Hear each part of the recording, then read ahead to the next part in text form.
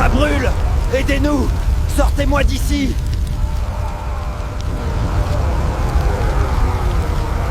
Shalom. Où passeras-tu ton éternité? La parole de Dieu déclare. Et comme il est réservé aux hommes de mourir une seule fois, après quoi vient le jugement. Hébreux 9h27. Sachez que, la mort nous fait entrer dans l'éternité, mais plusieurs personnes n'y croient pas vraiment, même certains chrétiens. En vérité, chers frères, vous devez savoir qu'après la mort il y a deux lieux qui sont déjà actifs, à savoir, l'enfer encore appelé séjour des morts et le paradis encore appelé sein d'Abraham. C'est ce qui ressort de l'histoire de l'homme riche et du pauvre Lazare dans le livre de Luc 16, 19-31. La parole nous éclaire à suffisance sur les réalités de l'enfer et du paradis.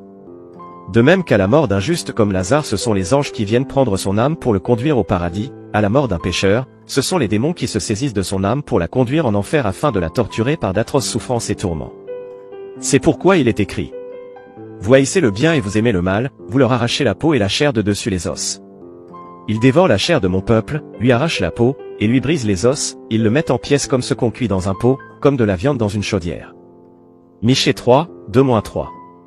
Il s'agit ci-dessus des tortures infligées aux pécheurs en enfer.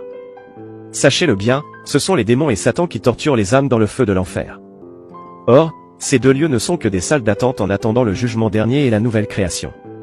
Au jour du jugement, un nouveau lieu sera ouvert pour les pécheurs, le diable et ses démons, c'est l'étang de feu ou la géhenne.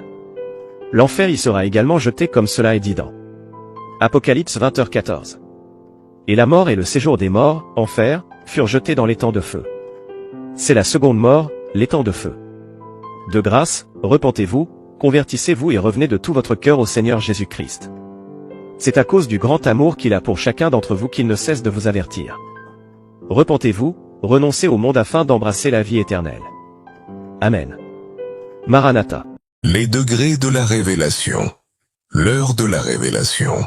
Matthieu 10 verset 26. Amen. Maranatha, les degrés de la révélation. Si vous souhaitez donner votre vie au Seigneur Jésus-Christ ou connaître plus sur sa parole, écrivez-nous à l'un de ces numéros. Nos contacts, plus 237 654 032 760, plus 237 698 498 593. Que le nom du Seigneur Jésus-Christ soit glorifié.